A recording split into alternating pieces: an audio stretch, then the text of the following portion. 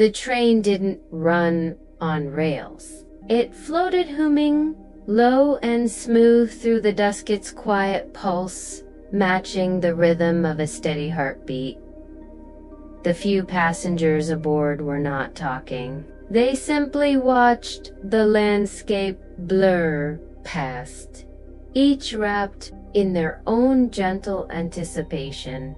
Heads leaned on windows, eyes half closed. Among them sat Calen, a soft-eyed man with an old satchel resting on his knees. He hadn't packed much: a well-worn journal, a scarf with frayed ends, and a single polished stone he didn't remember acquiring. What he did remember was the invitation received not by mail, but as a dream that lingered long after waking. It wasn't a call to action. It was a beckoning, wordless, but impossible to ignore. The train slowed as it approached Indrel Station, a structure of copper arches and glimmering glass domes perched atop an island plateau. The station had no official platform, only a series of wide steps that led downward into fog. The air shimmered as though it remembered something. Calen disembarked alone. There was no one to meet him. But he did not feel lost. Indrel had no ticket, booths, no schedules, no signs, only an archway engraved with one word, inflow in script. Still, beyond it, the air thickened slightly, not with heat or cold, but with presence, as if the very atmosphere was watching him kindly, waiting for him to remember why he'd come. The fog coiled softly at his ankles, not hiding the path, but suggesting it. He stepped through the arch and down the stairs, and the mist welcomed him like an old friend returning from far away. The pathway wound downward in lazy curves until the fog gave way to a courtyard lined with low buildings of soft stone. They were simple, windowless structures with smooth corners shaped more like pebbles than houses. They looked as though they had been grown rather than built, placed by intention, not design. At the center stood a larger dome, veined with silver and humming so softly Calen felt it more than heard it. He was drawn toward it inside. The temperature was perfect, not warm, not cold. The lighting came from nowhere and everywhere at once, bathing the chamber in a steady glow like a lullaby made visible. The silence was not empty. It was complete. A figure approached, tall, gentle, and cloaked in long fabrics that whispered across the floor. "You've arrived," they said, in good rhythm. They led Calen to a small alcove and gestured to a padded bench surrounded by circular patterns etched into the floor. Each groove emitted a quiet sound, not musical, but calibrated the tone of a thought just before it's spoken. "This is the Resonance Gallery," the figure said. "It's where people begin to listen." "To what?" Calen asked, though his voice was softer than he expected. to the parts of themselves that don't speak in words. The figure smiled, then disappeared like a thought dismissed before it fully formed. Calen sat, breathed, and let the moment unfold. With each breath, he felt his thoughts slow, not fade, but drift like leaves on a lake. The patterns on the floor pulsed gently, syncing with his heartbeat. It wasn't hypnotic. It was restorative. His memories quieted, his muscles softened. He felt held by the room itself. He didn't fall asleep. He simply rested in the space between sound and silence. And in that stillness, something old within him smiled. Calen was given a place to stay, a chamber built into the side of a hill, where the ceiling shimmered like water in moonlight. No clocks, no calendars, just soft bedding, a shelf of empty bowls, and a circle drawn in charcoal near the door. The quiet was absolute, but never oppressive. It cradled him like the hush between verses of a familiar song. "Time behaves gently here," the figure had said before disappearing again. "You'll know when to move." And so he did. After a while, perhaps hours or days, Calen felt the gentle pull of curiosity and wandered outward. The paths of Indrel were not mapped. They curved as if grown, not built, and led not to destinations, but to experiences. The air along the way was fragrant with something like chamomile and morning.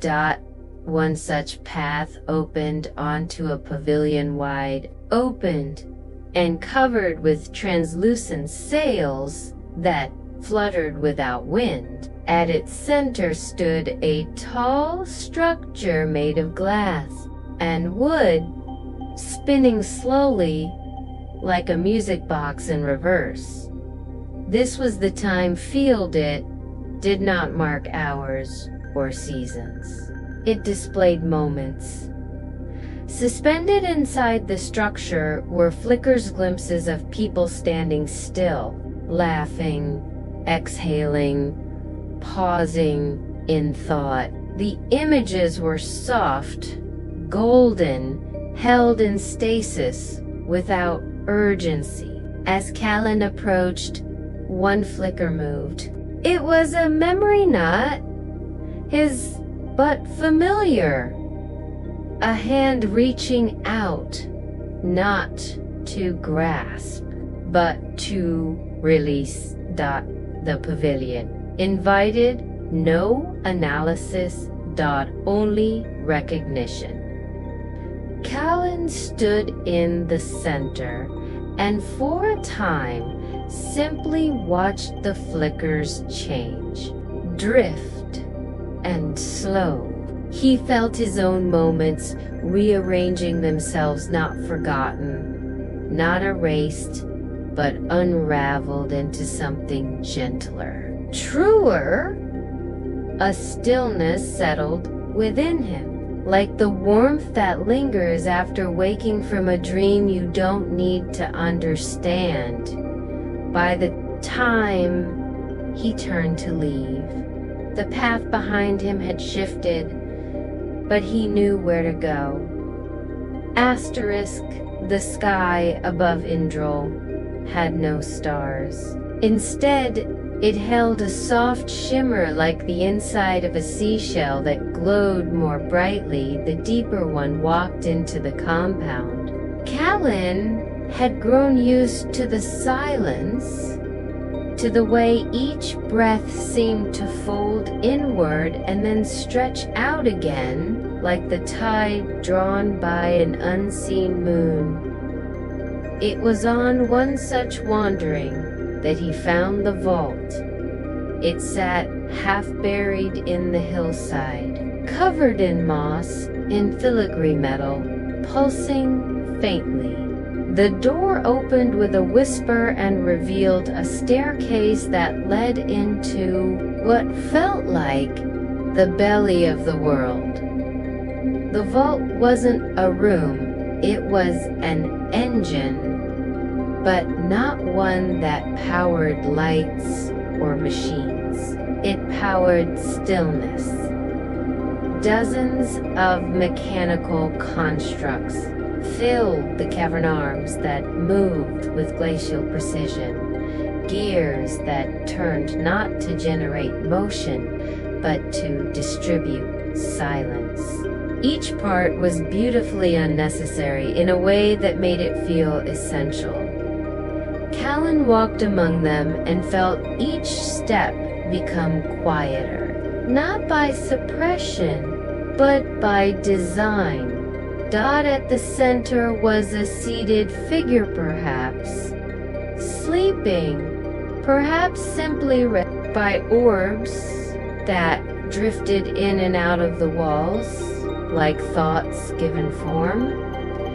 A sign above them read, "Here we recalibrate what was never broken."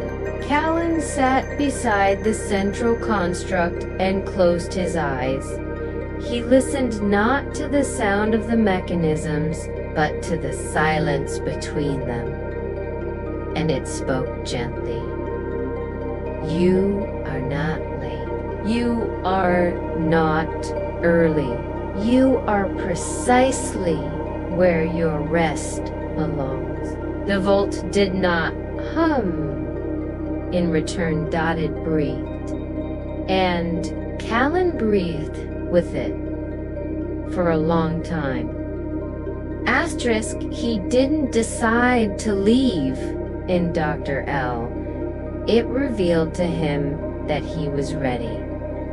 There was no bell, no signal, no one to announce a departure, only a subtle lightning in the mist.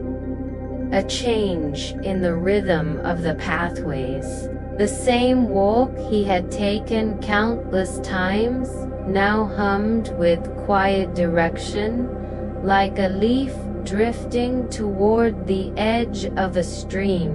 It did not push it, simply welcomed. The arches of the station were visible in the distance again, standing just as they had when he arrived. But Calen didn't walk toward them just yet. Something else had appeared. He found one last chamber, round, almost hidden near the garden walls where the fog curled thickest. Its surface was woven with symbols he did not understand, but somehow felt. Its door had no handle. It simply opened when he placed his hand upon it, like a friend recognizing another after years apart. Inside was nothing. No furniture, no light source. Just a round room, warm and dim, with a single cushion in the center and one inscription on the wall. "Before you return, rest once more." Not because you must, but because you may. He stepped forward. The floor beneath him was soft, like earth that had never been disturbed. The walls shimmered faintly with something like memory images that didn't fully form, but passed through the edge of his vision like wind through fabric. Not ghosts, not thoughts, just impressions. He lowered himself to the cushion, let his eyes close, and the stillness found him again not as silence, but as completion. The kind that wraps gently around the fragments of past and present and breathes them whole. The kind that reminds you that not all stories require an ending, only understanding. And in that space, Calen saw, not with eyes, but with the part of himself that had grown quiet enough to listen, he saw the people he loved. The versions of himself that had splintered through grief, joy, aging, and forgetting. He saw them gather, not to judge or mourn, but to witness, to soften, to reunite. He sat there for what felt like minutes or days. Time did not measure in numbers. It measured in readiness, and eventually something within him shifted, not like a door opening, but a window letting in morning air. He stood. Cushioned beneath him, kept its shape. The chamber around him did not change, but the moment had. Everything that had hummed within him when he arrived had now quieted, not silenced, but satisfied. When he stepped outside, the light in the mist had warmed.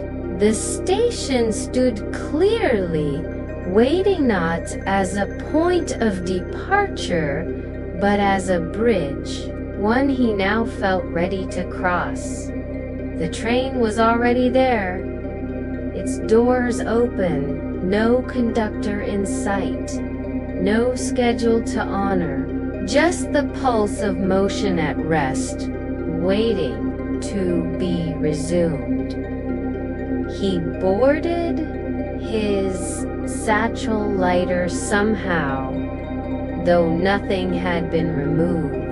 Perhaps something had simply been left behind, a layer of weight, a thread of noise, a worry no longer needed. The train drifted forward, not away from something, but toward a world he could now hold more gently, not changed, but rested.